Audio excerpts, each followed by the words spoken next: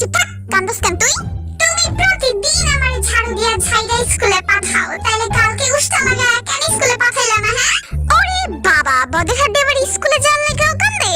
হ্যাঁ, শুধু কালকে দিনটার জন্যই। কি এমন ছিল কালকে যে এত কান্নাকাটি করতেছ? কালকে 15ই আগস্ট চলে গেছে, এর মানে জানো কি? না, জানি না, তুই কর।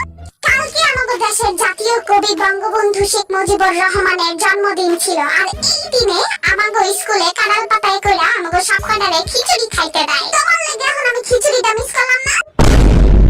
বদের হাড্ডি, লকডাউনে যে তোর পড়ালেখা লাড়ে উঠছে এটা তো আমি জানতাম, কিন্তু এতটা যে নষ্ট হয়ে গেছে তা তো জানতাম না। কেন কি হইছে?